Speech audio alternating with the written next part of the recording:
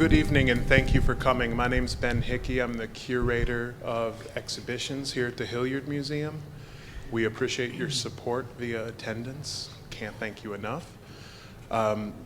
This event is part of our Creative Conversations series. Every Wednesday night during the semester, we put on a lecture, a panel, a musical performance, a film screening. It's part of our free admission on Wednesday evenings, where we try and amplify the messages in our exhibitions and give you something a little bit extra. So with no further ado, I'd like to introduce our moderator who will kick things off, Maggie Perkins. She's the Community Engagement Specialist at C.O.D.O.F.I.L. So everyone please give her and the panel a round of applause.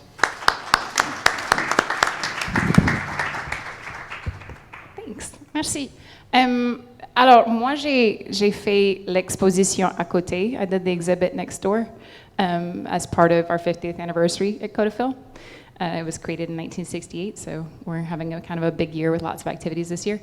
Et j'ai travaillé avec Ben et avec le Hilliard pour le faire. I worked with Ben and the Hilliard, and they've been absolutely fabulous. I would like to thank them. I don't feel like I thanked them enough in my little speech at the opening for our exhibit. So thank you again, Ben and Chris Pavlik and everyone at the Hilliard who helped us with that. And if you have a chance to go next door and see it, excuse me, please do. And during our opening for that exhibit, I sort of, not even knowing myself, kind of decided to launch a campaign of like make French normal again, right? Because we made it cool and now it's just still not quite normal. You know, it's like kind of weird and awkward, and then you're like, oh, do I start in French? Like what happens? Will they speak French back to me? I don't know. Will no one understand me? And I think it's kind of an interesting question given the topic of this panel, which is French oral poetry, and why do we keep singing in French? You know, if we stopped speaking it every single day in the street with everybody that we know, why do we keep singing in French, right? And I've talked to Barry before about he's talked to me about the idea of a performance language. So I have a PhD in French studies, but mostly in kind of linguistics at LSU. And performance language can be two things, in a way. You can say that something like ancient Hebrew is a performance language because when someone does their bar mitzvah, they're going to read in ancient Hebrew, and it's part of sort of the rite of that action. I mean, you can't just go up and be like, hey, I'm 13, bye, bar mitzvah over. No, that doesn't work. You know, you have to, and they go to Hebrew school for years. Every week they go to Hebrew school to learn how to pronounce the ancient Hebrew, and it's ancient Hebrew. It's not modern Hebrew. It's not even terribly useful if they were to go to Israel and try and speak it. They don't. And I read something, this kid who was in Hebrew school who said, I know how to say sovereign of the universe, but I don't know how to say you are. Like, I just don't know how to say all these fancy things. So that's one version of a performance language.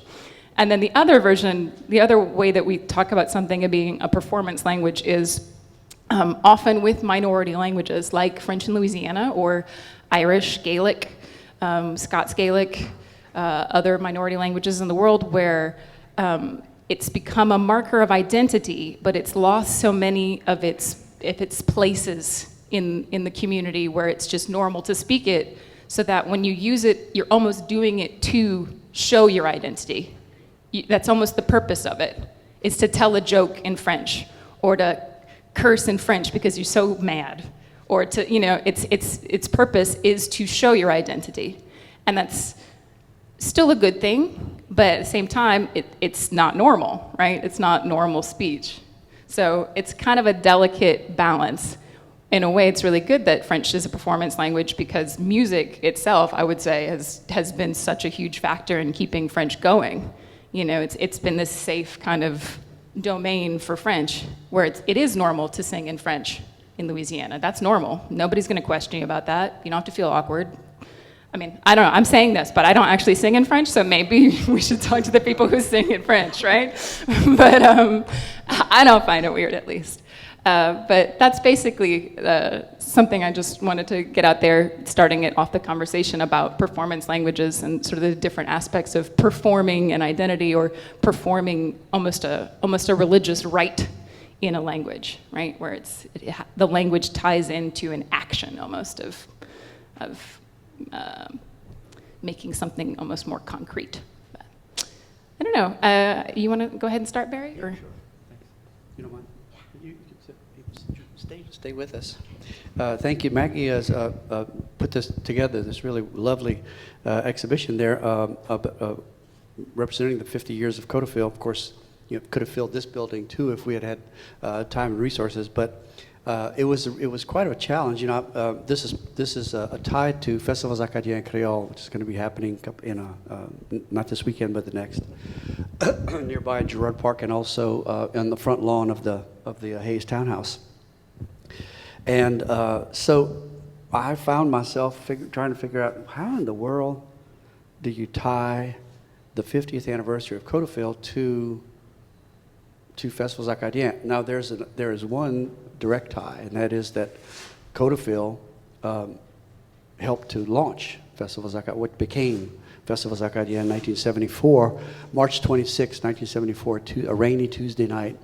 They put on this concert at the Blackham Coliseum, and it ended up becoming an annual event.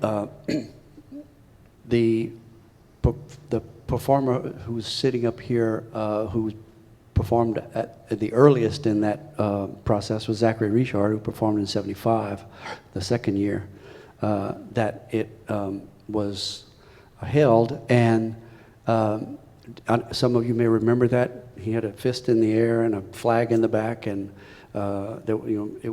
it was a really emotional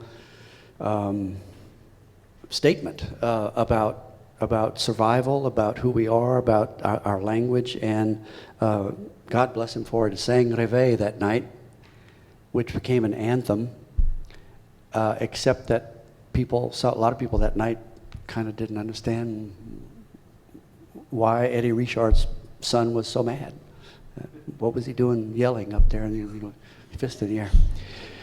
And as far as I know, sort of avoided singing it at the festival again. Played at the festival for years and years and years and years, but kind of avoided that song. And then about maybe 7 or 8 years later, we were outside in Girard Park, and he decided to sing the song again as an encore. And that time, the crowd sang with him, which gets back to what Maggie was talking about, how music and lyrics have contributed mightily to the preservation of what we have in Louisiana. And it wasn't only, although my dear friend Zachary Richard is an amazing performer, an emotional performer, world of talent, and great voice, it also had to do with the lyrics. It also had to do with the message that he composed himself as well. So what we're going to do this evening, just for this discussion, is talk about that. And it's kind of ironic, isn't it, that we're talking about this in English? But I suspect si on changeait en français, à peu près la moitié du monde partirait, peut-être pas la moitié, mais we'd lose some of the audience. And we've learned over the years to be. Yeah, everybody up. Part of the point is everybody up here could do that for various reasons, and one of the things I want to explore is those reasons. But so on the one hand, what we're going to discuss is lyrics, oral poetry, and I should say that I am here in part in my capacity as Louisiana's French poet laureate. Happened earlier this past year. Zachary Richard is the previous one. And so this is one of the things that interests me. And on the one hand, what we're talking about is that we're talking about two different branches. One, on the one hand, the preservation of a treasure trove of oral poetry that goes all the way back to the Middle Ages. Through explorations recently in such collections as the Lomax collection from 1934, and more recently, Harry Oster's and Catherine Blanchette's collection, and others that have been done, we've discovered that we miraculously preserved songs in French in Louisiana that go back to the middle of the Middle Ages, like the 12th century, 13th century, 14th century. It's absolutely stunning. And this doesn't happen everywhere in the French-speaking world. That kind of thing typically happens on the edges, on the margins, where, in the middle of in Paris or Bordeaux or what, they're not worried about preserving. I mean, it's just taken for granted. Here, we're hanging on to it by white-knuckled fingertips, right? Because it's precious. And so, on the one hand, we have that, and some of that oral poetry has informed and influenced and been revived in remarkable ways. In a process that I've come to call the production of brand new old songs. I'll play you a couple examples in a minute. And then the other side of that is, if you have that as a heritage, if you have those poetic strategies, those notions, those images, the rhyming strategies, the rhythm strategies, the storylines, if you have those in your heritage, in your sort of cultural DNA, then you have that to draw on to produce new songs like those that we've seen over the last 50 years of C.O.D.O.F.I.L's existence. And the third leg of that tripod, you have the creative young people, but the third leg of that tripod is that they have to have the tool of the French language in their tool chest. They have to be able to use that. They have to be able to draw on that, or otherwise you'd be doing something interesting but remarkably different. And there have been some really great songwriters from this area who have elected to compose their songs in English, and that's a wonderful thing. But this other thing that we have, the ongoing production, creativity, and performance of this, both the old stuff and the new stuff, is absolutely nothing short of a miracle. 50 years after the creation of C.O.D.O.F.I.L, and literally 100 years in some accounts, 200 years in other accounts, after people predicted that French would disappear from Louisiana. And yet, on est toujours là, toujours après, radoté, emmerdé, en français. So let me introduce to you who's here, and this kind of, it can be a free-for-all, that's okay. All of these people sitting here have participated in pretty much the processes that I've just been describing. Zachary Richard, I've talked about, who has revived old songs and produced amazing new songs over his long career. Steve Riley and David Greely, who were founding members of the Mamou Playboys, who also delved into the past and found old songs and honored them by reviving them and re-energizing them, but also turned to creation and started writing songs of their own, and they'll talk about that in a minute. Chris Stafford done exactly the same thing with his group Fuselier, digging into old songs from the Lomax collection and other things, and more recently the Oster collection, and helping us to record the double CD that's going to be coming out. It's supposed to arrive Friday, honoring the lyrical legacy of César Vincent, a singer from Vermilion Parish, and has also turned to creation and written some new songs and recorded those. Zach Fuselier, same thing, been digging in the past, sometimes not so much as far back as that, but some of the early 20th century stuff, and you started to compose as well. Yeah, and Jordan Thibodeaux who sort of roared out of the wilds about a year or two ago, and got interested. He's interested in the old stuff and has been producing some amazing new poetry that he's been singing on his new album. What's the name of the group? Les Rodailleurs. So all of these people have participated in what I was talking about, and maybe in deference to experience, Zachary, you want to talk a little bit about about what you've done in that regard? Age before beauty. That's why I started. J'essaie de comprendre qu'est-ce que je fais là, d'abord. Il me semble que il y a plusieurs images qui me sautent dans la tête. Moi, comme toi, avons eu une relation intime avec des monolingues francophones. Our grandparents did not speak English. That is like something that is unfortunately gone. Ça fait que moi j'avais une relation toute particulière qui était basée d'abord sur l'amour, parce que j'aimais beaucoup mes grands-parents.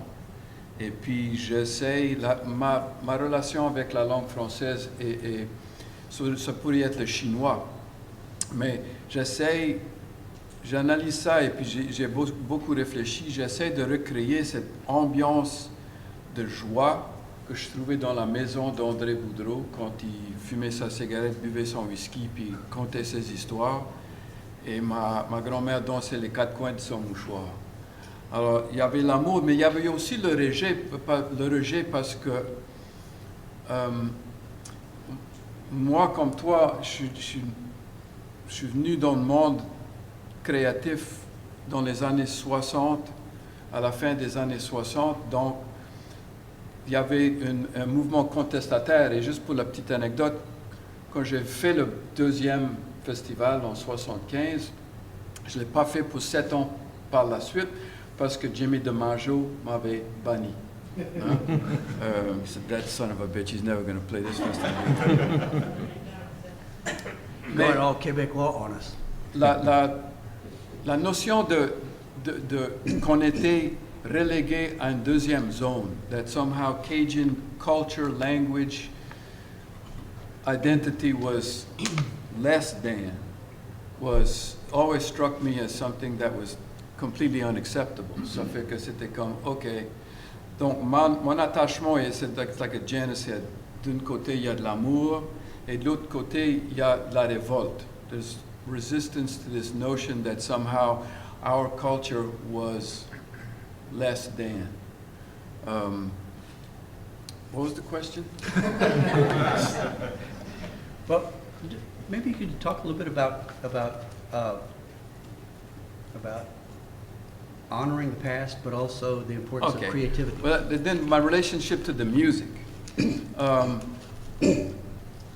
Well, you also answered another question that I'd like to ask everybody, if you keep this in mind. How is it that you speak French? As he said, nous on a grandi dans des maisons. I mean, I wanted my grandmother to love me, so right. And but then we also went to school. Yeah, but we also went to school. We were lucky because we were in a school that there was a very good French class. So not only did we have the love of the language, but we had the ability to write it, which is fundamental to the survival of any linguistic culture. That's a whole other question. The irony is that French survived up to our time because they hadn't gone to school much, or the most likely francophones were the ones who were least likely to have had a lot of education. That shifted in our time, where all of a sudden it was exactly the opposite.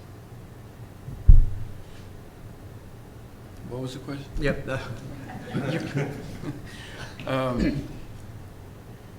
I didn't know anything about Cajun music when I was a teenager. I don't think you did either. Our religion, Daddy listened to it. I knew it existed parce que quand j'allais chez ma grand-mère, she would watch Passepartout on Channel 10. So I knew there was a thing called Cajun music, but I didn't know anything about it. I listened to the Rolling Stones and the Beatles, and I went to New York and got a record contract and had $400 left over. And I had to go back, I don't know how many times, until Mark Sawa finally sold me that accordion, because he refused to do it a number of times. I had to prove myself, I guess. So then it was like, I had a, you know, it's a turntable. Lawrence Walker, Aldous Roger, Ira Lejeune. But Ira Lejeune was tough because it wasn't really in tune. So I'd take my C accordion and I'd play a couple of notes and I tried to figure out what the hell just happened.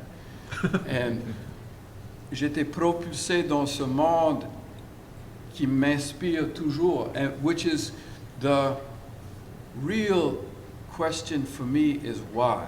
Why do I give a shit about this old music that is vraiment dépassé? My parents didn't listen to it. They didn't really like it. There was no musicians in my family, so I wasn't really exposed to it. But I loved the music, and this thing was ferocious in its attraction and the feeling that it gave to me. So the question is why? I mean, and I think that we all share that, because we play this music, we're part of this tradition because we cannot help ourselves. There's something that is so ferociously attractive in this cultural expression that we want to be a part of it, which is why French will survive in Louisiana, because, as Maggie was saying, it's cool.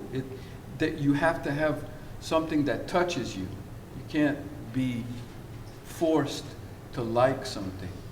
You like it because somehow it resonates in your heart and your soul. So there's something, c'est ton joke. Pourquoi, chaque fois qu'on s'apprête à fermer le cercueil sur le cadavre de la culture, le cadavre se lève puis demande une bière. There's something fundamentally, I don't even know what the word is. Ça résiste. Why did Steve Riley start playing Cajun music? Why did David Greely? Why did anybody?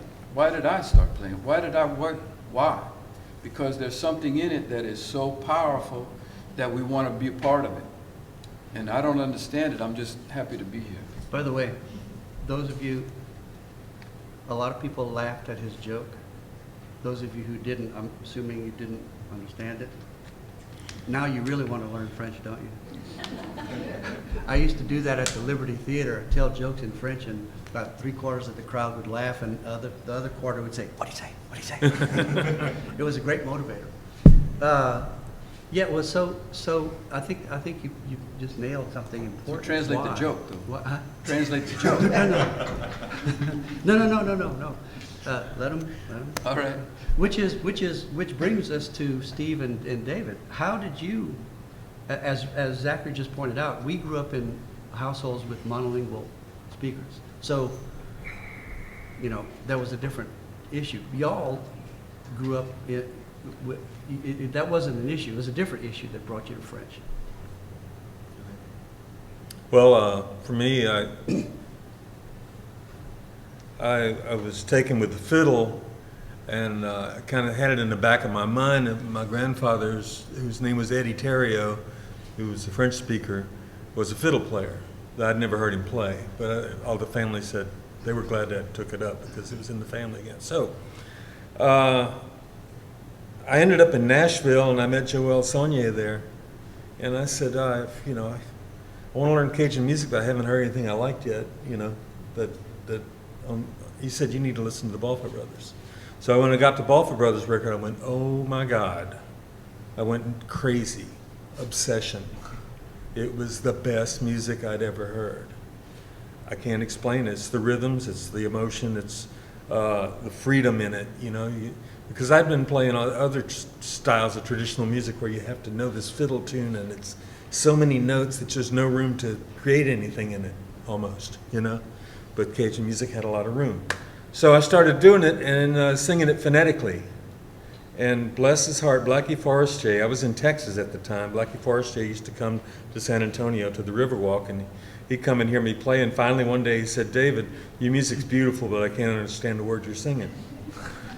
And I got really embarrassed and stopped at an all-night drugstore on the way home and bought a French grammar, paperback grammar about this thick, and I read it. And then started looking at the work that people like you did, like putting all the lyrics on the album cover so I could cross out the parts they didn't say, you know, and learn exactly what they were saying and why and what it meant, because I knew I'd mess it up if I didn't. And that was the start. And I realized I was learning my grandfather's language. And that meant a lot to me, you know. It had been interrupted in one generation because they had married Americans. And But you learned French in a kind of an interesting way, other than the grammar. You went to the archives. yeah, well, after that, it was like once I started to get a handle on it with the songs, I met you, and you grabbed me by the elbow and dragged me over to the archives and showed me how to work the machines, and I found all these stories in there, and I was digging through the papers. It was kind of disorganized. It was nowhere near what's going on over there now. And I found the transcriptions to these stories so I could read along with them. So I'm listening to Felix Richard telling the story about the green horse, The green mare. the green mare and stuff like that, and learning these stories. And, About a mare that got spray painted green. I could tell you, but it's in French. yeah. So that was, then once I'd done enough of that, I started to be able to talk with the old folks a little bit, you know, until I messed up too bad and they switched to English.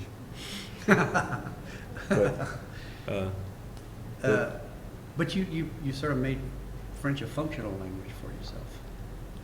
Forced it to. Yeah, I had to.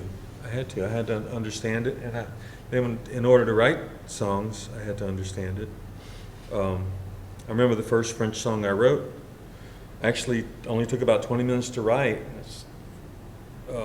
I sang it for Kevin Bearside on the way back from New Orleans after a gig, not knowing if he would understand it or not. You know, it was a song called Catherine, and I sang him the whole song, and at the end he goes, "It was the same woman." That's a good sign. Then I knew that, That's a good sign. that it made sense. So Steve, you came to French in a different way. Although I have to say, I was one of the people I was recording that David was talking about. In the 1970s, I started recording storytellers, along with singers and other people, but a lot of storytellers. And one of the storytellers I recorded was a guy named Bert Guillory from just outside of Mamou. And I was recording Bert. He was an amazing liar, great tall tale teller.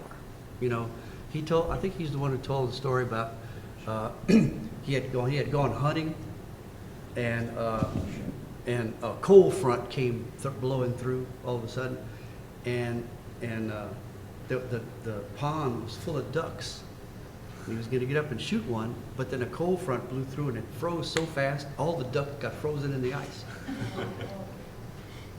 And he figured, oh man, we're going to have a lot of ducks for the whole family and everybody in the neighborhood. And he stood up to go get them, and the ducks flew away with the pond. that was Steve's grandfather. And I'm over there recording him.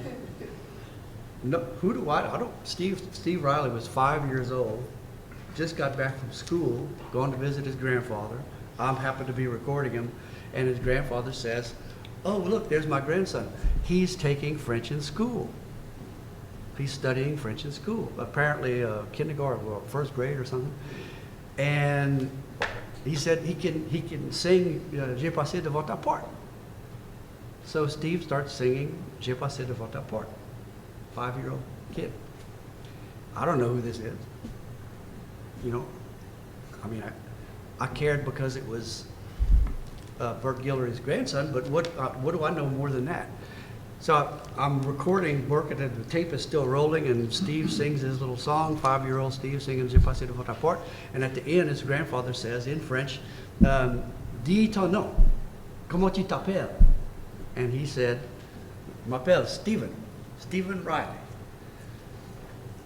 Fast forward 15, 20 years, I don't know why I was listening to that. I thought, I got a recording of Steve Riley at 5 years old singing Je passais devant ta porte. Like, what's the chance of that, right? But anyway, so you came to it. You spoke some French. You understood some French from home. Yeah, thanks to my grandfather and to good French teachers that we had in Mamou. And he was a big advocate for Cajun language and Cajun culture, and especially around Mamou. He and a handful of guys brought back the traditional Mardi Gras and the Cajun festival, and he was often the MC. And my grandfather was my world as a child. He appears in a film that Jean-Pierre Bruno did. He's emceeing on the stage. Yeah, he would MC and he would leave me in the hands of Dennis McGee, who would, parade me into the bars. And but It was Mamou. it was my move. Bars were all a second home from a young age, But I grew up. He passed away when I was 7, which is really unfortunate. When he passed away, my interest in the music passed away with him for many years, until I found his record collection, and I found a record of the Balfour Brothers with Marc Savoy, and I put that on, and it moved me to tears to hear that. And I grew up going to house parties at my grandparents' house in Eunice. My grandmother and Marc Savoy's mother were sisters, so there was always Mark and Dennis playing in house parties, and in Mamou at Burke's house, Cyprien Landreneau and the Mamou Cajun musicians were playing there. So the music always moved me from the very beginning. And my parents didn't speak French. My mom had to help me decipher or figure out the words on the Balfour Brothers records. And I met Dewey Balfour when I was 15, after I'd been playing 2 years, and it was like having my grandfather back in my life. And we hit it off. He was so happy to see a young guy as interested in the music as I was. And I immediately started playing with him and traveling, and it's just a great experience to be able to play with my hero and learn so much from him. And then I don't know how far I want to go with this, but Steve put together this really amazing young band, the Mamou Playboys, which have become one of the iconic bands in Cajun music today, and are celebrating their 30th anniversary. Yeah, and at Festival Zachary. Friday night concert is going to be devoted to celebrating the 30 years. And so Steve was heading a band, was running a band, but whenever they played in Quebec or France, David's got to do the talking. So, what'd you do? I went to St. Anne's for 5 weeks, and I wouldn't mind going back for another 5 weeks. French immersion program. Yeah. And the reason I bring that up is because, people have various motivations to do this, but, those are real motivations. Pierre Bourdieu said, languages that last are languages that matter. They matter for some reason. They either matter emotionally or culturally or socially or economically, and all of those things piled up in Steve's case because, it's an emotional thing, it was a cultural thing, but he also wanted to be able to represent his own band and at least participate in it.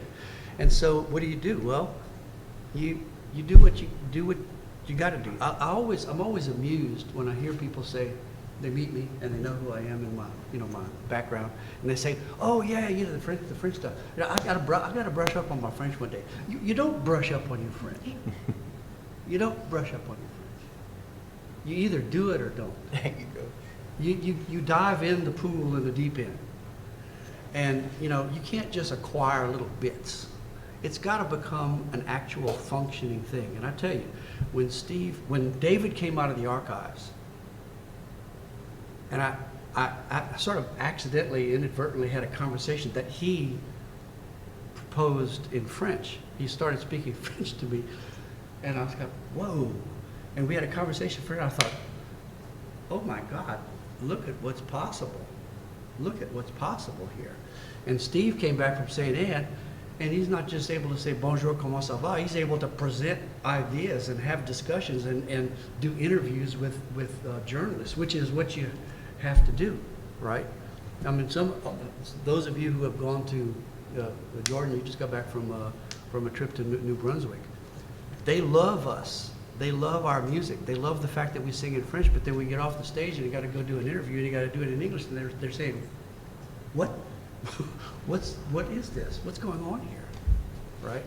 And so the more all of these people have taken that next step, and gone on to make French not just a nicety, not just an adornment, not just a decoration in their lives, but an actual motor that enables them to function in that way.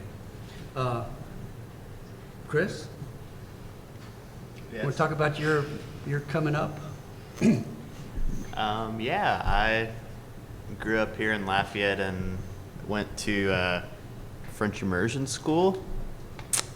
So started learning French at a very young age and was kind of just always fascinated by music ever since I could remember. And my family kind of really liked Steve Riley and the Mamou Playboys, and they played their records a lot, and also Zachary Richard records. That was kind of my earliest exposure to that kind of stuff, and being that I could kind of like hear the words and understand what they were saying, I guess I was more drawn to it than I guess somebody my age normally would have been. Now, how old were y'all when you started Fuselier?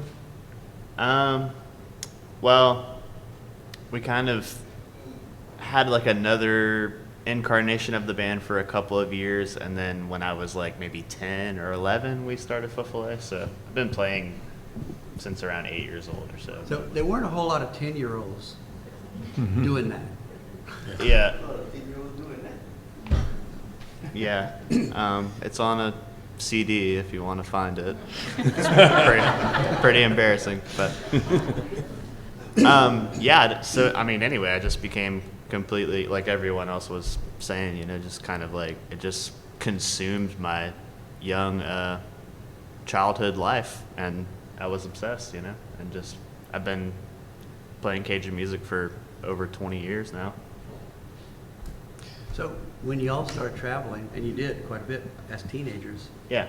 y'all were all able to do, everybody in the band spoke French. Yeah. Well, most of us. Yeah. Yeah, pretty much, yeah. Yeah. And they were all children of immersion, Yes, that's right. which gets us back to C.O.D.O.F.I.L's 50th anniversary. It's only because that effort was begun 50 years ago, that was available when Chris was in first grade and second grade, and there was an immersion program. Who would have thought that would have happened, 50 years ago? It was, and the result of it is that it produces at least a part of a generation that can do this thing that nobody else can do. It is who we are, It's as important as making a gumbo. It's as important as any other aspect of our culture, and except that it's harder. Much easier to learn to make a gumbo. It's much harder to learn to function in French like they did. It's really hard to do my son's French math problems. En français. Interestingly, French was banned in school, from school grounds beginning in 1916, and it came back as a foreign language, in high school classes or something. But it's an indication that the extent to which an education in French was unavailable to even the most natural, fluent Louisiana French speakers, is you'll hear an elderly lady say, Quel âge vous avez, madame? Mais j'ai 87. Because you learn numbers, you learn math and arithmetic in school. And so the whole the whole vocabulary of numbers, you ask anybody, even Félix Richard, who's an absolutely fluent French speaker, to divide 3 into 15. Combien de fois 3 va dans 15? And he would say 3 to 15 is you have to go back to what English is the language of math because that's where you learn it in school. French was the language of passion and emotion and love and culture and connection and all of those things, and that's what you hear in the songs. You don't hear anybody counting in the songs. You hear them. 99 ans, you're right. You're right. There were exceptions. But and the song y'all just did, Ils s'en vont en tapant du pied 4x4. Yeah, sometimes every once in a while you hear it. But my point is that, you know, what infused our language, our speaking of French, were the things that came from relationships, family and friends and lovers and lost love and whatever. Y'all down the road, you want to have a say? How did you get involved in all of this? Why are you sitting at this table? Zach Fuselier from the Fuselier band, and among other things. Oh, I thought you were going to say from Austin, from South Austin. From South Austin. No, I got involved, like, I was in French immersion, my parents were in French immersion. It never really, my love for the French language never really took off, never took root until my 5th grade class. And in fact, my teacher's here, Mr. Kirby Jambon. I had never experienced, I was never exposed that much to Cajun French. We'd go visit my mom's grandparents usually every day after school, and mon grand-père demandait quoi ça on avait pour dîner. Ça fait, on disait du riz, de la sauce, quelle qualité de viande, and so forth. But other than that, there was no French that, other than in the classroom. So I got exposed to that, and right about that same time, my parents had I would help pick pecans. My dad just got one of those fancy pecan pickers that roll, looks like a push mower. So I'd do that in the mornings, not to let him go bad. But I needed something to do while I was doing that. I didn't want to just do it in quiet, so I wanted to listen to music.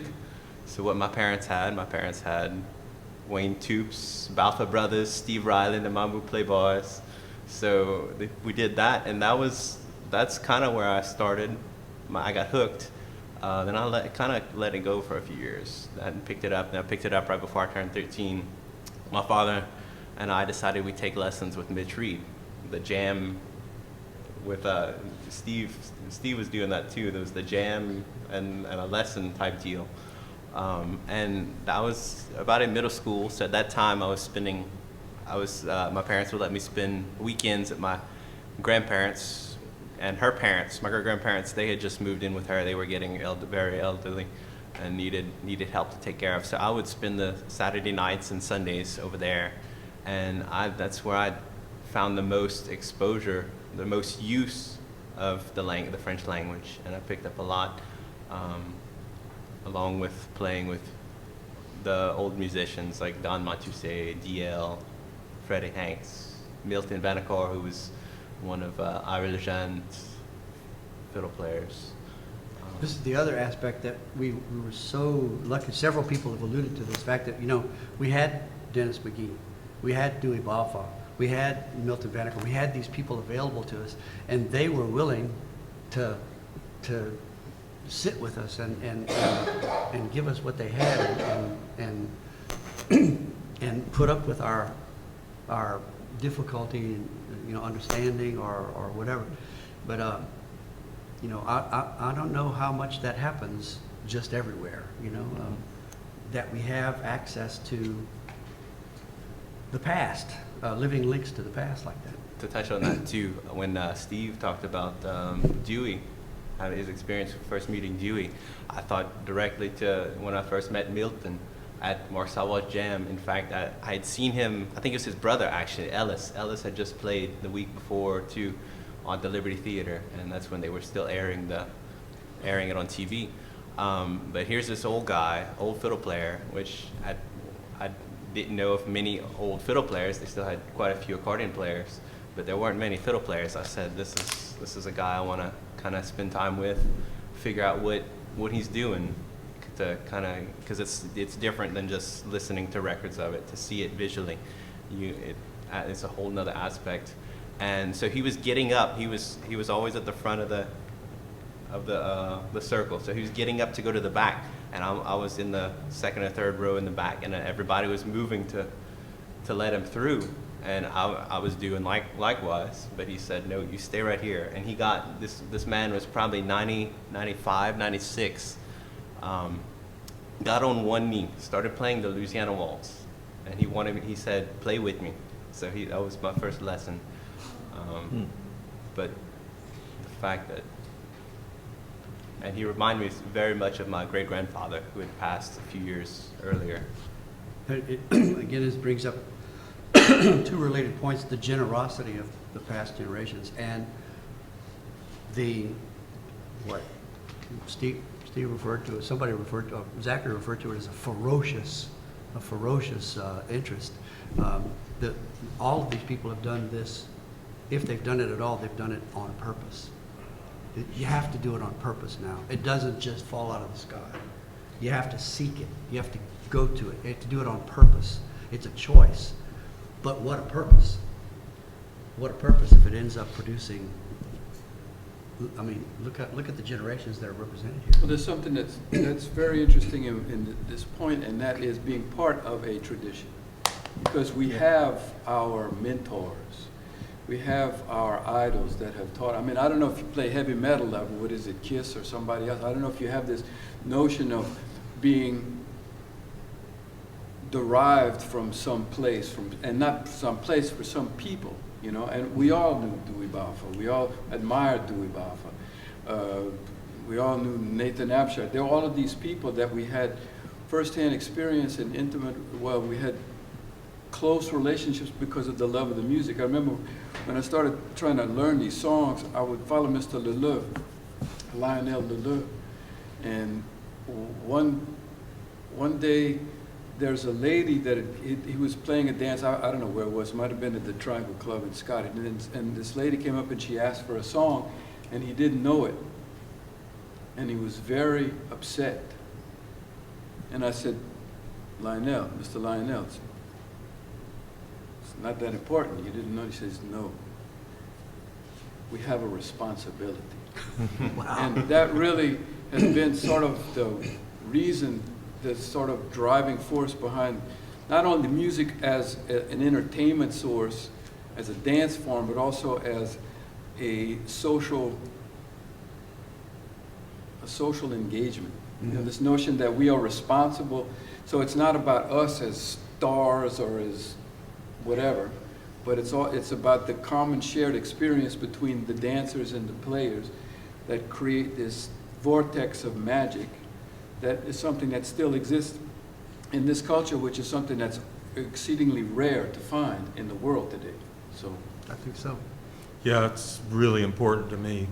And the older I get, the more comfortable I get being a part of something that's so much bigger than I am.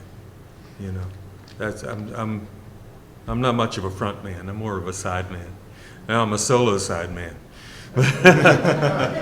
But that's where I feel comfortable. You know, I'm a part of something that's bigger and more important than I am, and I get to contribute to it, and I feel very lucky I get to, because I could have missed the whole thing. Could have missed it.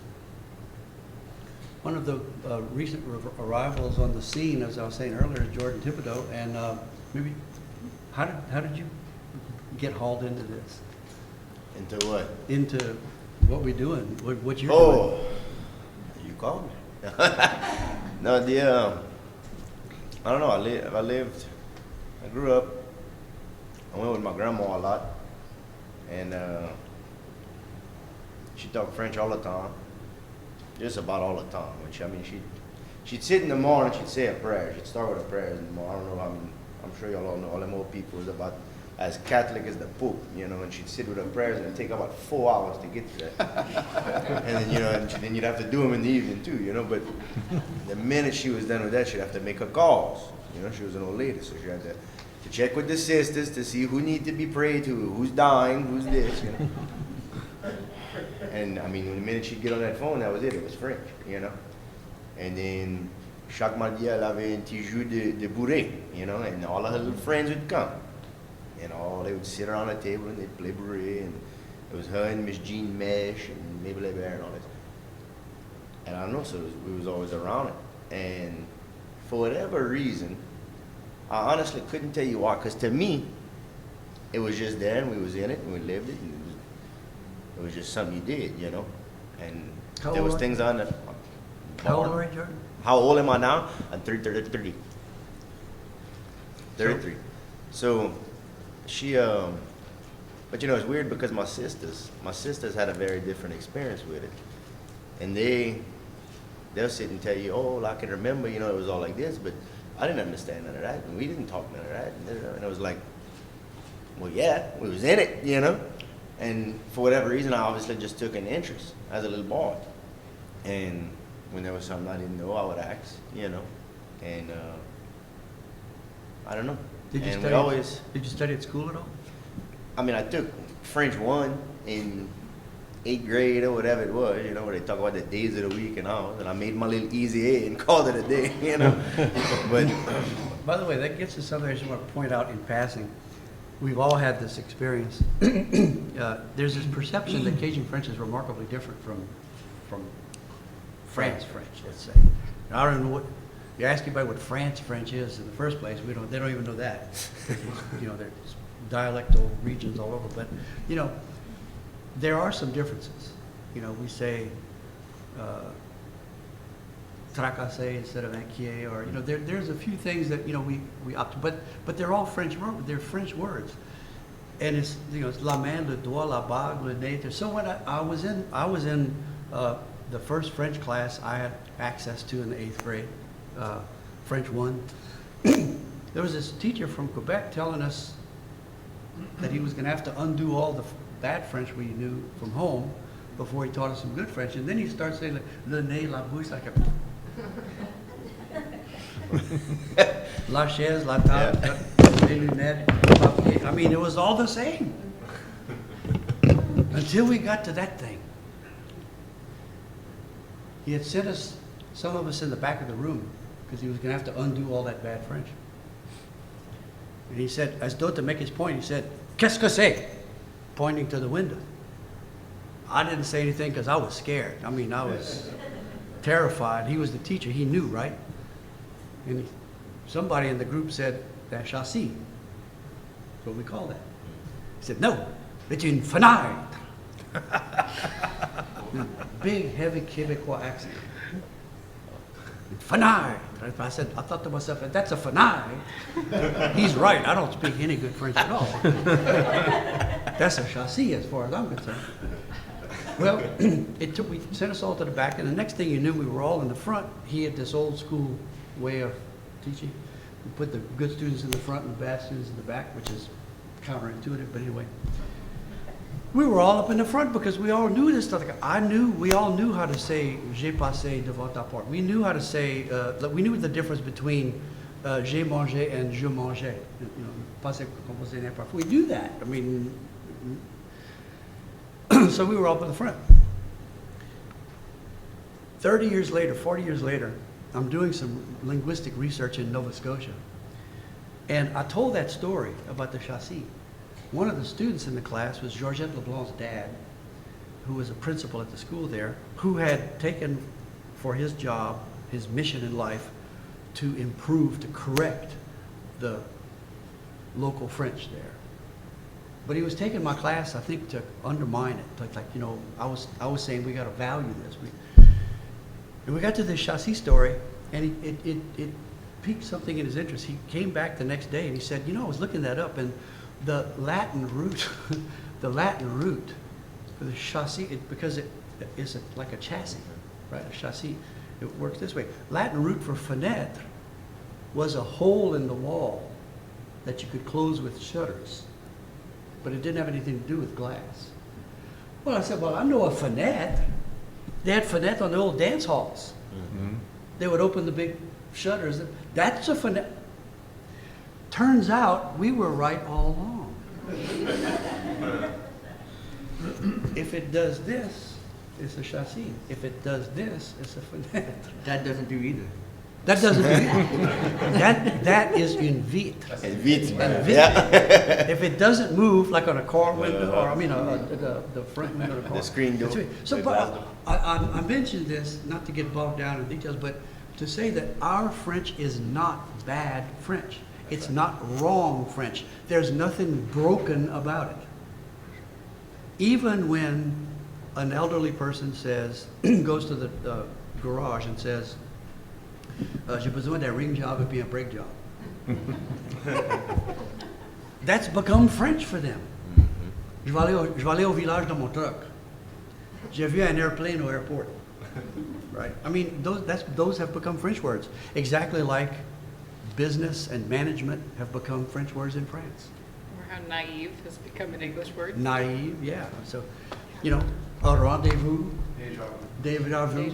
So, you know, we need to put this, first of all, put aside this notion that is anything broken about our French. Our French is wonderful. The real challenge at this point, as Zachary pointed out earlier, is can we preserve this amazing linguistic resource, cultural resource, in its own terms? Or are we forced to a certain extent, use some importation because the textbooks come from, you know, people who teach standard French? Is there a way to negotiate that? And all of these people have. You listen to them talk, sing, and they all sound like they're from here. You know, otherwise, what's the point? You know, if we're not preserving the variety of the language that produced these stories and songs that make us laugh and have the frissons, then there, to me, the point is not as clear if it's about this. Now, Chris and Zach, and that's about it, the immersion kids, they learned pretty standard French in immersion class, but then rebounded out of it. David started with a French grammar book and rebounded out of it to discover the specific nature of this particular French. So there's a way to do it. Lots of people have done it. But again, you have to do it on purpose to figure out a way to do it. Now, if we don't have a whole bunch of time left. I wanted to get to the creative side of things. The about the lyrics. Somebody mentioned the value of, I forgot who it was. David. David. Of lyrics. A lot of people who have been putting out CDs do this. They just write down the lyrics. Mm-hmm. This is one of the most amazing textbooks. Oh, yeah. The most valuable textbooks that I have perceived over the last 50 years that I've been paying attention to this. The ability to, what David was talking about, the ability to listen to the song and read along and learn that way to say it. Mm-hmm. Right? I firmly believe that's the best way to learn a language. Because you're not learning vocabulary with no understanding of how to put it together. You know, I can show you 10 million people they know a million words and can't make a sentence, you know? But that is sentences that's made. You understand the use of this and the structure, you know, and the rhythm and just everything comes together when it's in a song, you know? I found that really important. We made sure to put all the lyrics and translations and everything I wanted that. Because if I'm not gonna sit and take all my time writing something and putting my heart into it, you know, because I mean every song I write, I mean, everybody's got their own way, but everything, all right, that's my life, you know? And that's real, and that's my reality. And I'm not gonna take my time to put my energy and my heart out there for people to sit around and not have a damn clue what I'm saying, you know? That's more important to me than how it sounds. That's more important to me than how much you wanna dance to it, you know? How much you wanna cut up. We can all cut up. I can get drunk with anybody. I can be silly with anybody. I'm here to share a part of myself. And if you can't understand that part, then what's the point? Well, man, you just waded right into the subject that I was going to try to get into. That is, what is it? It's several things at the same time. It's the language itself. Like, it just got to sound right. I've been with a number of people recording in studios, and what the question is always, does it sound like it's from here? Does it sound right? Does it fall right? Does it sound honest? But also, what do you sing about? What do you write about? What do you care about? What words come to you? What stories come to you?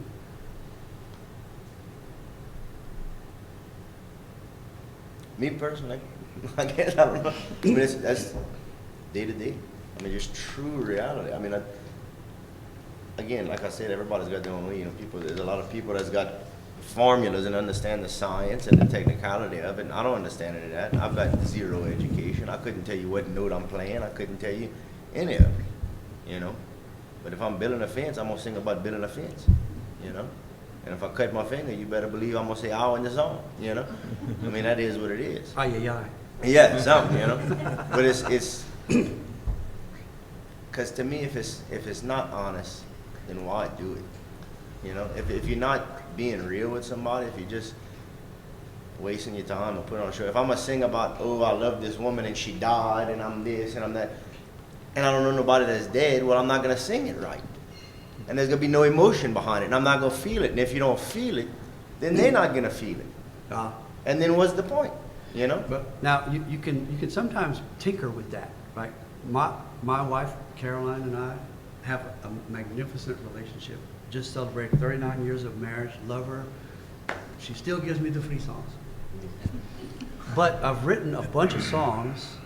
This may get y'all started. I've written a bunch of songs about a guy who loses his wife and his kids. I've been saying for 30 years, Barry writes his nightmares. Yeah. So what? Yeah. Des fois, quand je me lève dans les petites heures de la nuit, je m'en vais pour voir à mes petits. Traverse la maison, moi tout seul dans le noir. Puis là, je me rappelle, ils sont plus là. Tu les as pris avec toi le jour que t'as quitté. Et moi, je connais, je l'ai mérité. Mais je m'ennuie autant de mes chers enfants. Et j'aime toujours leur maman. Now that's the story about a man who's realized he's walking around the house in the dark, you know, instinctively wakes up from dead sleep and he goes to check on his kids, and then he realizes they're not here because my wife took them when she left, and I deserved it. I wrote that. That's not the words of a happy married man. But what I do, as David just pointed out, is I allow myself to think, what if I lost this wonderful woman? What situation would I be in? And so I write the nightmare. So you can write, but still, reality. But that's your reality. That's still your reality. Yep. Even Yeah, without it's it occurring, a because sort of inverted. without that love, you can't understand that loss. Exactly. It's an inverted reality, or I'm using it in a different Exactly. way. What kind of things? I mean, I've noticed over the years, songs about love, love lost, love found, evolving social realities, nature, the environment. Zachary Richard has got some amazing songs about birds and nature finding each other. Au bord du lac Bijou is one of the most beautiful songs that come out of Louisiana in our time. Where did that come from?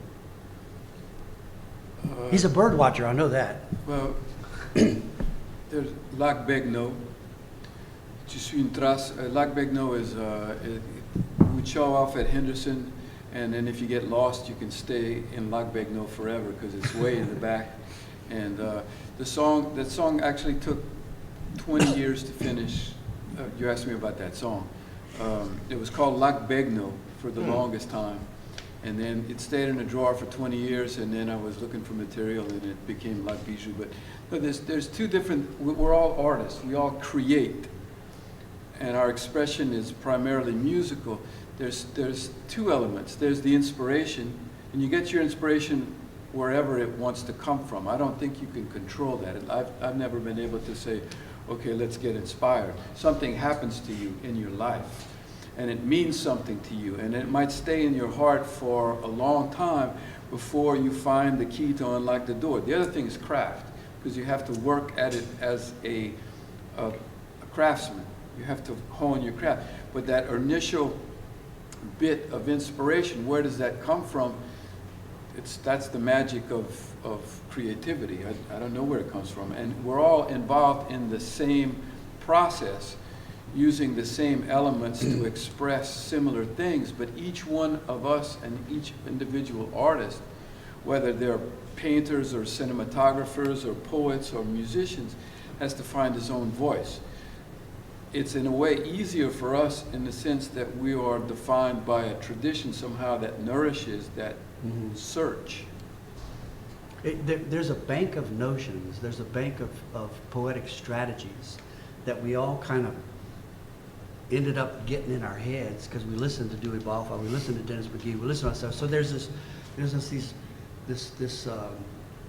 storehouse of references, and that's not what we do. We're not just recycling those, but they're there. They're our vocabulary. They're our dictionary, if you will, of symbols and events and possibilities, whatever.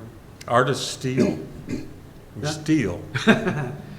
Recycle, yeah, we recycle. Yeah, and like the Cesar Vanson project is just making a richer bank for us to rob.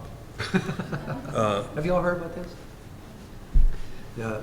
Very briefly, this has been done before with the Lomax collection and Adios Nakan, Dennis McGee, and a lot of other singers, but we just discovered this treasure trove of songs from a subsistence farmer from Vermilion Parish who happened to be recorded twice in the 1950s. And discovered there were 44 songs. And I started calling some of these people and saying, hey, you interested in putting one of these things back into circulation? You should hear what they came up with. It was absolutely stunning. Would you like to hear? I play, Let me just say that Yeah, go ahead. that Cesar Vanson and his repertoire and his music is pretty incredible. I mean, his recordings are just him alone singing, and he didn't have the most refined voice. So the first time I heard him singing, I couldn't listen for very long, and I was not in the right place. I was just hearing him. I wasn't listening. Once I got into a place where I was really listening, it is incredible. The lyrics, the stories, the melodies, and the rhythms, and the variety that he carried only through singing. I mean, and I haven't really researched and studied ballad singers here in South Louisiana. This is probably the deepest I've ever gone, but this guy's incredible. And he sang in tune, and he held his pitch. But what artists, what musicians and different groups have done, you know, everyone up here participated in this record. It's phenomenal. So, Well, I think it's one of the most beautiful records to ever come out of here in a long time. one of the things that challenged everybody who decided to play along on this, and the reason I'm bringing this up is because this gets back to the other side of this, that is, you know, discovering, honoring, preserving the poetic legacy that we have from the past, which is what, in a way, enables us to, as David says, now with the Cesar Vanson stuff, we got a whole new pile to steal from and or, you know, move along from. But what challenged everybody was the lyrics, because he came from a time, he died in 1970 at age 87. He came from a time when people weren't in a hurry to finish a song. You know, there's one of his songs that lasted 8 minutes, 25 verses. 25 verses. Are you doing a lyric book? Oh yeah, 40 pages. It cost us so much more for the package, but we have a 40-page booklet with all the lyrics and all the translations, so that you can read side by side. But otherwise, the lyrical point would have been lost. But the lyrics challenged everybody and said, "Man, I'm not used to singing this many words." Well, he was used to singing that many words because that's all he had to do, right? I mean, he didn't have a. He didn't listen to the radio too much, or, you know, he came from a time when anybody who knew a song that had 25 verses was invited to all the parties because he was going to fill up the night. He was going to fill up the night. You know? His nephew said he recorded about 50 songs, but he knew at least 50 more. Yeah, at least. And he had a sister, or there was an aunt in the family that knew the same amount of songs, and she passed away before they recorded her. But he said one of her songs was about if her son, who's a soldier, ends up across enemy lines, treat him like a boy and not a soldier. Take care of him, and I'll promise to do the same. And it so happened that a soldier came into her presence, and he was really beat up and almost unrecognizable. Bandaged, yeah. And she said, "Put down your weapon, rest, I'm gonna take care of you." And come to find out it was her son who had come home from the war. So that's some good lyrics right there. That's just one song. Yeah. Let me give you just one example. Can you turn that thing on? A lot of words and cool words too. Yeah. Like old words. I always like finding songs that's got old words that you don't hear anymore. I like coming across weird words that when I got words in an old song, I always either walk across the street to one of my neighbors. I'm lucky enough to live in a little community where 99% of everybody around me talks French. So when I don't know something, I just walk. En arrière de ciel, mon père, il y a une oranger, de voilà. En arrière de ciel, mon père, il y a une oranger, de voilà. Nous irons, nous barons, nous terrirons les verres, nous les remplirons. Nous irons, nous barons, terrirons les verres, nous les remplirons. L'on était tellement chargé que les branches en tout chantaient, de voilà. L'on était tellement chargé que les branches en tout chantaient, de voilà. So that's a song about a girl who's got oranges for sale. There's an orange tree behind her dad's house, and it's so loaded that they're touching the ground. So she picks them, and she's going to go to sell them. But she tries to sell them to several people, including the son of the lawyer, and he wants to buy her oranges, but he sends her off to get paid to his dad's house, and then to the doctor's house, and then to the bank, and nobody gives her any money. And she says, "Well, to hell with the lawyer, and to hell with his son, and to hell with the bank, I'm keeping my damn oranges." That's what the song's about. Now, I traced that song back to about the 14th century. It was collected all over the French-speaking world, and it was preserved in the memory of this man, César Vessel, until 1970 when he died. And unfortunately, nobody in his family really learned his songs, but he was recorded by Harry Oster and Catherine Blanchette, so we have those. And we have those so that Zachary Richard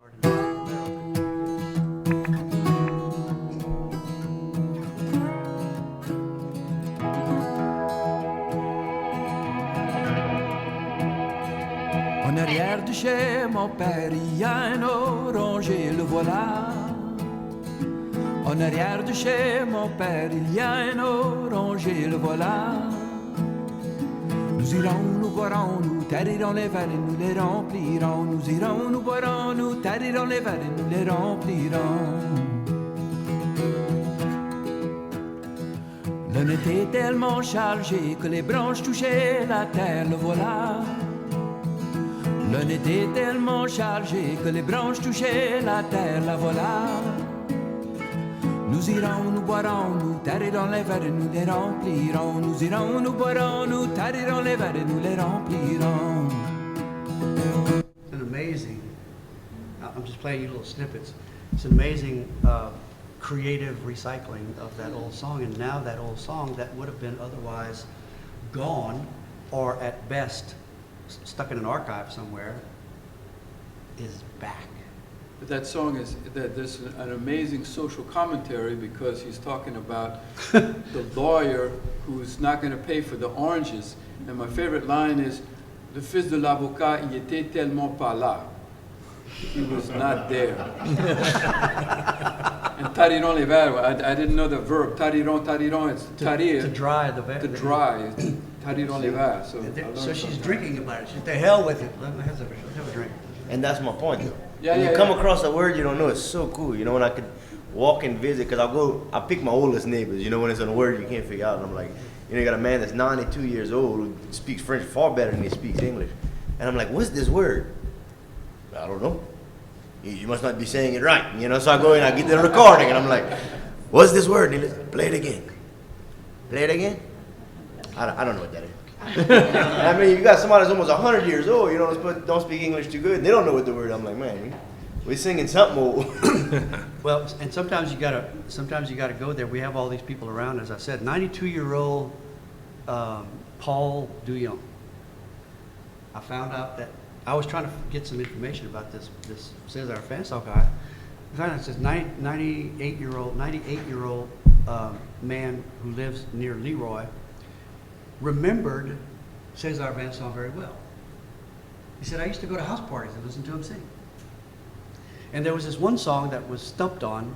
I thought the first line was, Avec ta mère indienne et du coton du Nord et de titulaya. What the hell is a tulaya? I never heard of that before in my life. Your Indian mother, cotton from the north, and two little tulaya. So I went to meet Paul Douillon, and he said, yeah, I remember him. I said, well, you think you'd recognize his voice? He said, well, sure. So I just played, I happened to play the first song I had up, and it was that one. And he said, oh, ça c'est la chanson à Mary Jane. Not La Mère Indienne, Mary Jane. Thank God I went there, because I would have made an idiot of myself with the transcription. And c'est pas de titulaya, c'était de dissulayar, fabric of 10 cents at 10 cents a yard. The song suddenly made sense. This man was asking for the hand of this woman's daughter in marriage, and he says, look how shabby she is. Give her to me. I can do better. And then suddenly the whole song changed complexion. But it's because we have access, luckily, to these people. Play the original. The original? Avec ta mère Jeanne du coton du Nord de Dissoulayan. Avec ta mère Jeanne du coton du Nord de Dissoulayan. Si toi tu l'aimes pas moi, si toi tu l'aimes pas moi, c'est un péché mortel tu fais. Avec ta mère Jeanne du coton du Nord de Dissoulayan. Listen to this. Oh madame, donnez-moi vos petites filles à moi. Avec ta mère Jeanne. That song is so crooked.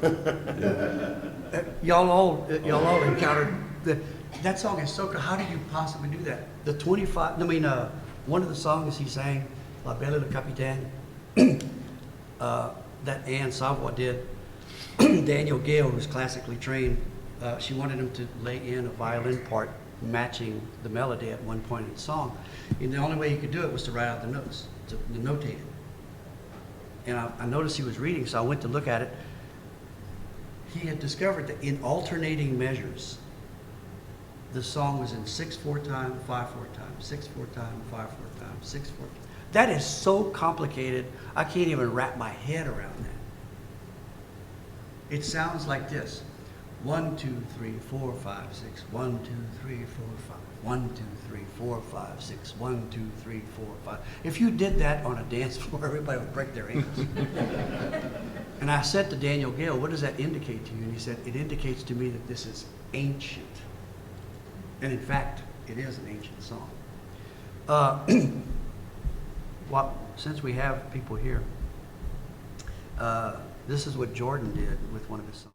On les trinquant des juges bitiards, on les comptes de fontaine éclair. On les trinquant des juges bitiards, on les comptes de fontaine éclair. This is a song about Jupiter, the god of thunder and lightning. I know. Il y a longtemps que je désire danser, virons de fête et pas trop court au long des entrevagues. Et quand les rigaudins ont entendu ça, jolis rigaudins, il faut danser. Et quand les rigaudins ont entendu ça, jolis rigaudins, il faut danser. Toby la pierre, ding ding ding ding ding ding. Toby la pierre, ding ding ding ding ding ding ding ding ding. Toby la pierre, ding ding ding. They turned it into a jewelry, which we wouldn't have known about either if it hadn't been for the Lomax recordings. Right? So, and let's see. Par un dimanche matin, on allant voir la belle. Par un dimanche matin, on allant voir la belle. Je l'ai trouvée de ceux sont les malades. La belle en danger de mourir. And then he said he listened to it and heard a melody and a rhythm. And a rhythm. They came up with that.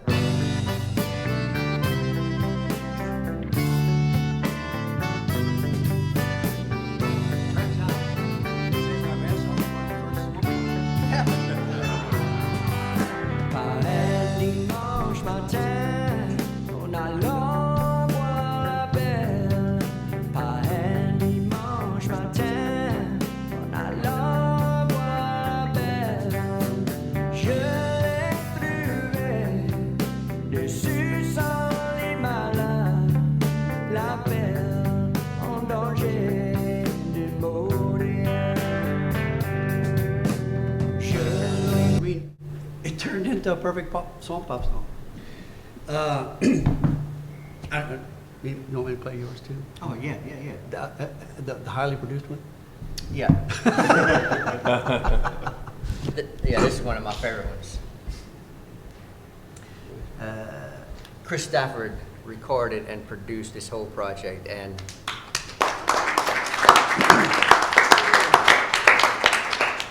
And mixed it. he had a lot to do and a little bit of time.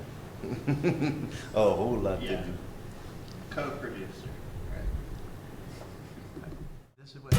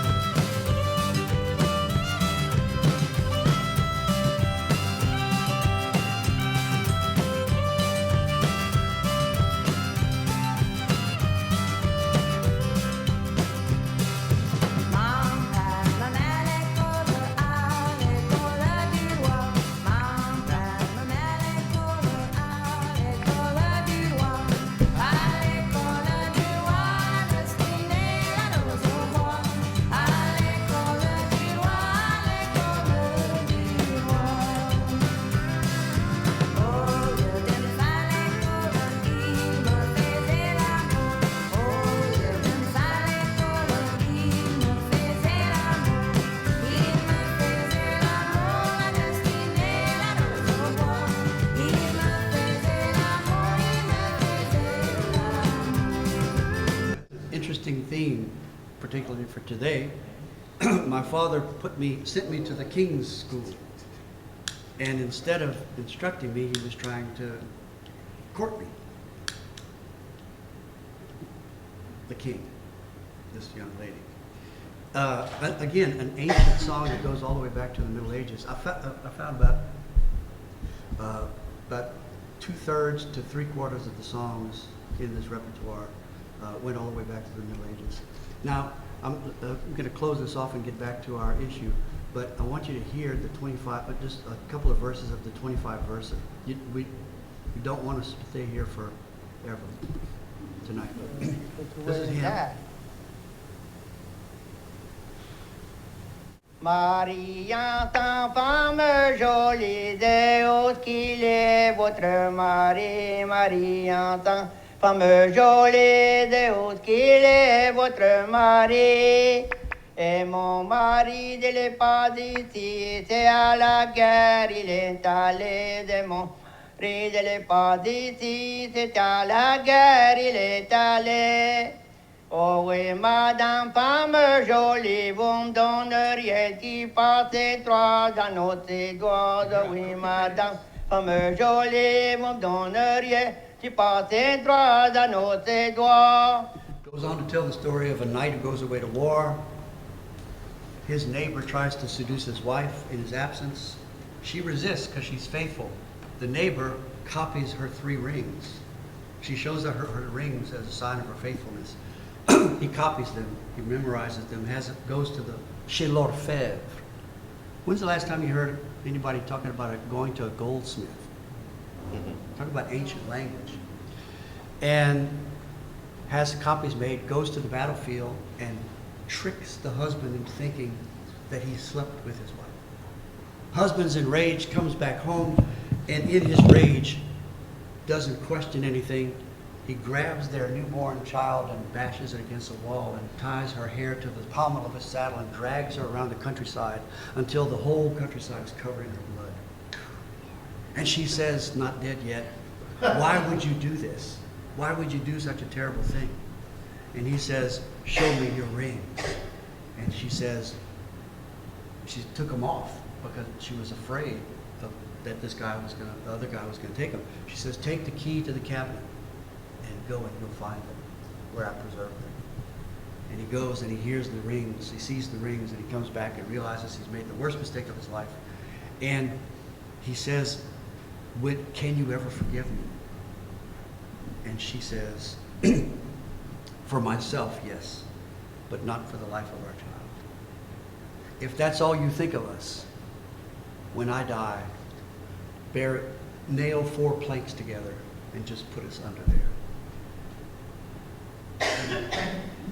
It's a movie. It's a tragic movie, but it's a movie. 25 verses. Can you imagine? Now, this is one of the reasons why this oral poetic legacy was so rich and so important. And the only person I could think to do this was Anna Laura Edmiston. I guess I have to quit telling people we don't do murder ballads. We do. We do. And Anna Laura was nursing her own baby when she came to the studio to sing that song. And I thought, maybe I should have asked somebody else.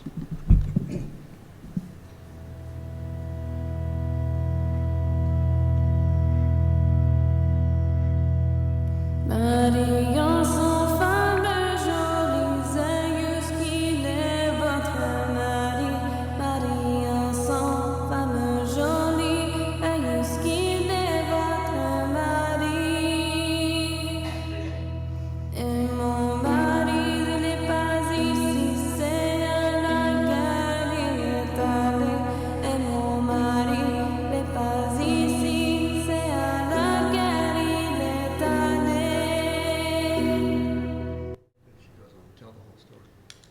We wanted her to sound like she was in the back of a medieval church.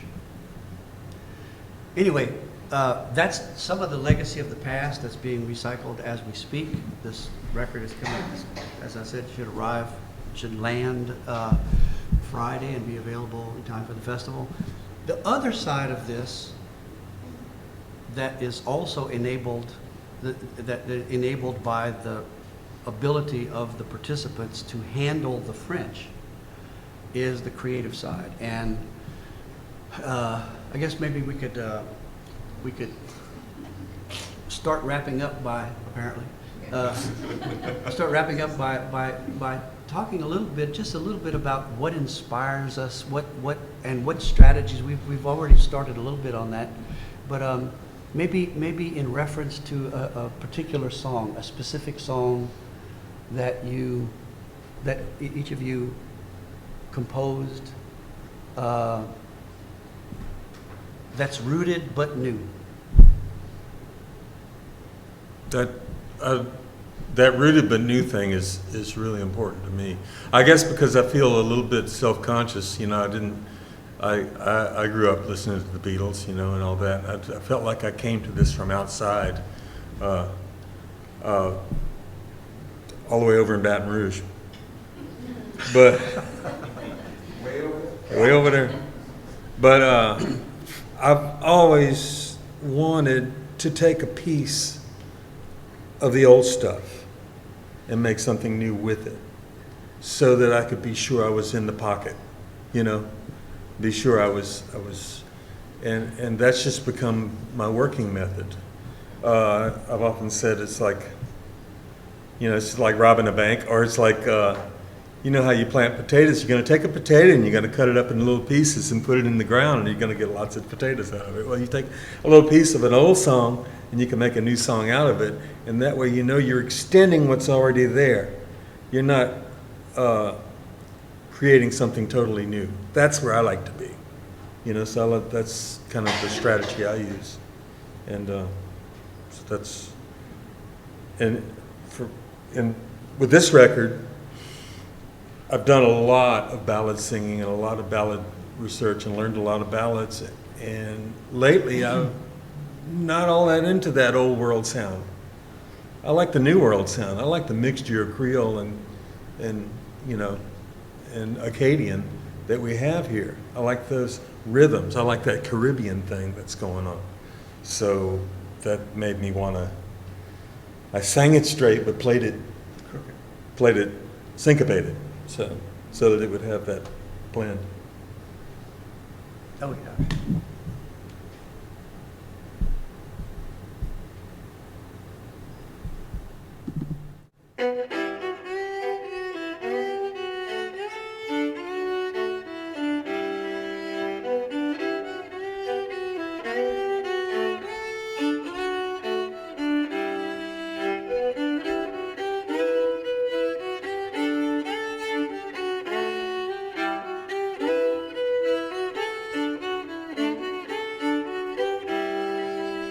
Chante une chanson, je voudrais la connaître. Tu chantes une chanson, je voudrais la connaître. Je voudrais la connaître sur le bord de l'eau. Je voudrais la connaître sur le bord de l'eau, sur le bord du vaisseau. Embarquez dans ma barque, madame, je vais vous la chanter. Embarquez dans ma barque, madame, je vais vous la chanter. Je vais vous la chanter sur le bord de l'eau. Je vais vous la chanter sur le bord de l'eau, sur le bord du vaisseau. By the way, you'll be able to hear a number of people who participated in this project performing some of these songs live next Thursday at Warehouse for the Music City concert. And also during the festival, we're going to have a tribute to C.O.D.O.F.I.L for an hour on one of the stages. Steve, you want to talk about, like, I'll give you a hint if you want. The one you did about when you were in Nova Scotia and missing your family and the orphelins, or what's it called? Pays des étrangers? Pays des étrangers. Yeah, I think it's really important to write new songs and keep the new material coming, in French especially, and we try to do our part where that's concerned. We are in that mode right now, about to record a new record, and everybody's got some songs working, and I use Barry a lot for a sounding board for lyrics, just to make sure I'm saying things the right way, the Cajun way. And Barry has a library of poems and songs, and I've also tapped into a couple of those here and there, just to tip my hat to him because he does write a lot. But it's an important thing. It's a fun thing for us and for y'all, hopefully. And You can play that one song if you want. That's from a few years back.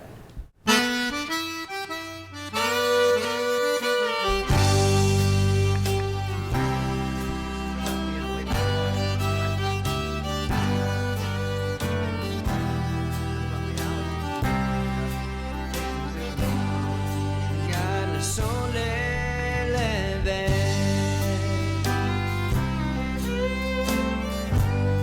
Dans notre pays des étrangers, souvent ma famille, dans les voix des petits.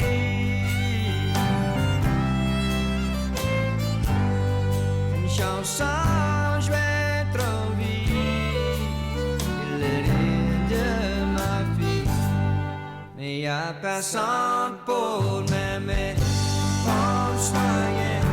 Plus sourire, plus d'amis, je suis tout seul. Dans le pays des étrangers, y a personne pour m'aimer, pour me soigner. Plus sourire, plus d'amis, je suis tout seul. Dans le pays des étrangers. So that was a brand new song. It was brand new when Yeah, when when it it came. came out. I mean, but it sounds like us.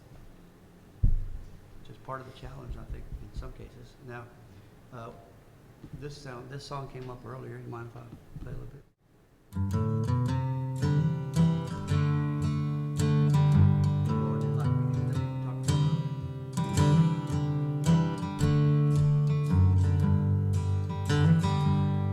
Dans le sud de la Louisiane, dans le bois d'Atacama, où la rivière joint la levée,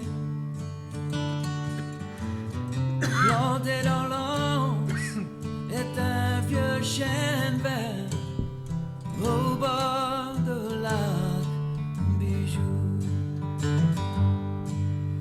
Dans son feuillage, où les branches font leur crochet, les hirondelles reviennent chaque printemps.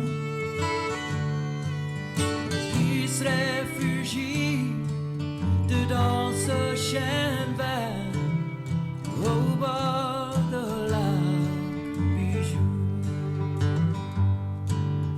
Tourne, tourne dans mes bras, tiens-moi serré encore. Reste avec moi, on bat le chêne vert au bord de la Bijou. And that song lyrically does something that I've noticed that you do a lot, and that is fuse two things together. Watching birds getting together and, you know, like faithful mates.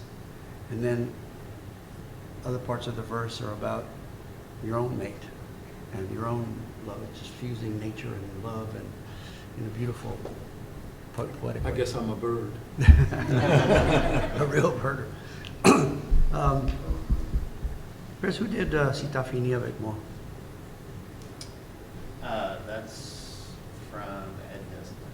Who wrote that? I guess he did. I don't know. Huh? You did? No, Ed does it though, I think.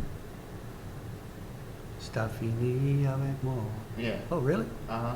Wow. That was like a waltz, and we made it into two-step. One of, by the way, I brought this Anthologie de la littérature louisianaise, d'expression française, Anthology of Louisiana French Literature. And there's a significant part of this that's dedicated to old ballads, as well as dance hall lyrics, as well as la nouvelle chanson, new creations that are just popping out. This is the extent to which we think this is all important. It's just part of our literary heritage. And I would argue that, I have often argued that easily, the most consumed, the most the literary form that matters in that way. The most consumed form of literature for us is song lyrics. Sometimes you get to look at them. Sometimes you just get to hear them. But one way or another, they're affecting us in remarkable ways. Anybody have anything to? Do we have any questions from the crowd or comments? Is that book for sale? Huh? Where can we buy it? Is that book available? This? Yes. As a matter of fact, this the very last thing, last thing that appeared in this book. Unfortunately, some of these people were. Chris has a song in it called "Les Jours Sont Longs," and Louis Michaud, the Michaud brothers. That's where it ends, and it starts with the very first words that were written in what was becoming Louisiana at the moment. La Salle's brother was keeping a journal on the way down the Mississippi and described the events of that day when they declared that they were taking possession of Louisiana. And it's got everything in between: plays, novels, excerpts, short stories. And everything. Where can we get that? You can get that from the Center for Louisiana Studies. They probably also have it. I got it from you. Y'all got it so- from me too? You should. You got it from what? I got it from you. Yeah, you can get it from UL Press, and you can get it online. Any other? Yes. First of all, I want to thank everybody on the panel for sharing your stories and for the incredibly creative ways in which you have arranged your contributions to this preservation of the music. And I wanted to ask you, Barry, I'm not sure I understand, on the CD, is the music presented with the raw? No. thing? It's just the... Yeah, well, the Center for Louisiana Studies preferred to send people to an uplink where they can just stream it. Otherwise, it would have been this big. However, Sam Broussard decided to sing with him.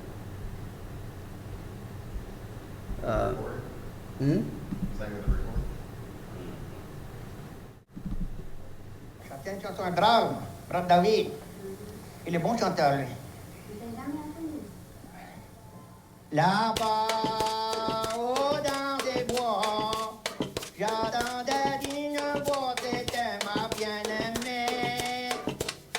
Criant dans votre voix, surtout dans nos amours, la belle pleurait sans cesse.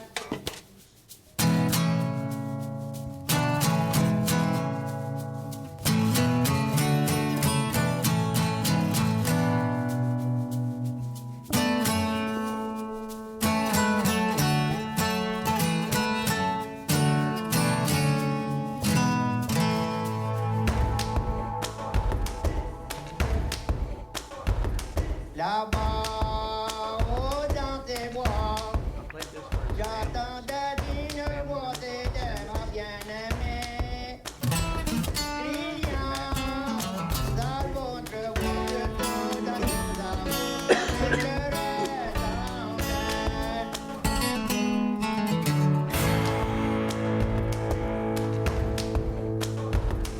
So he goes from singing on his front porch by himself, or on the way to the store. People say that you could hear him before you saw him. Didn't sing for himself; he sang loud. He goes from singing on his front porch or walking to singing with Sam Broussard. Not bad. So anyway, I didn't mean to get stuck on this one project. It's the one that's in our heads at the moment because it's just gotten completed. But there are so many of these things. Sorry, go ahead. Is he the source of Travailler c'est trop dur, yeah. Yep. Which you're gonna talk about on next Thursday, right? Yeah, If next you want. Thursday we're going to talk about Symposium. Travailler c'est trop dur.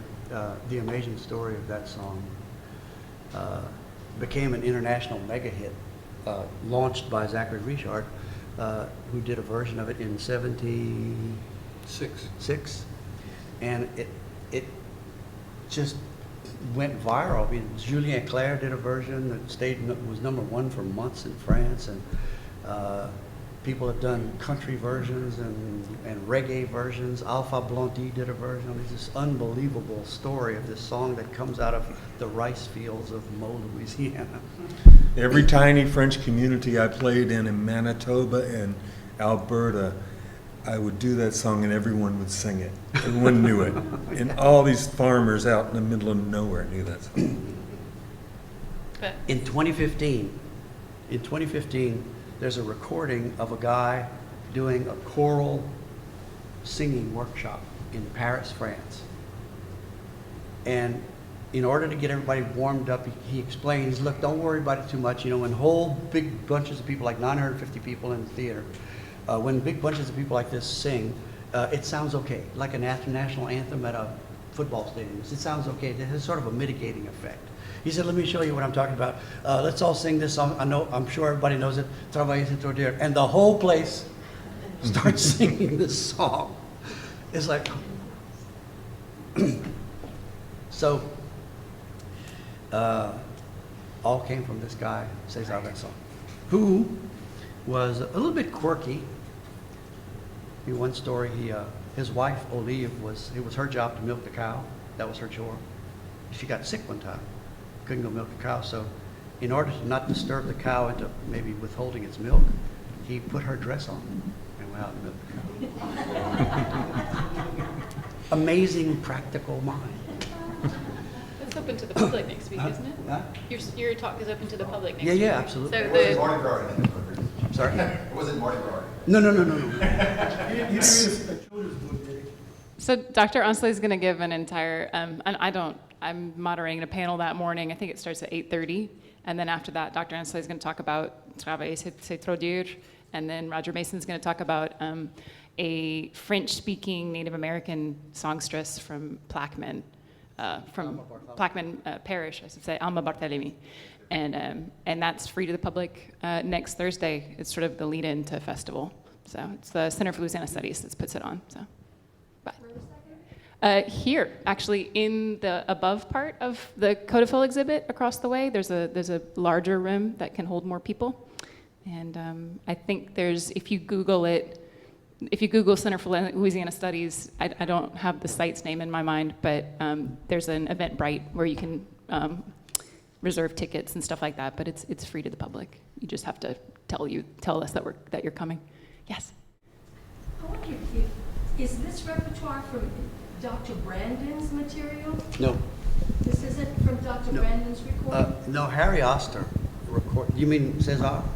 Right. Yeah. Was César in her recordings? No, not that I know of. Catherine Blanchette recorded him in 1953, and Harry Oster recorded him even more extensively in 1957. And even then, only got about a third of the songs, but we got them.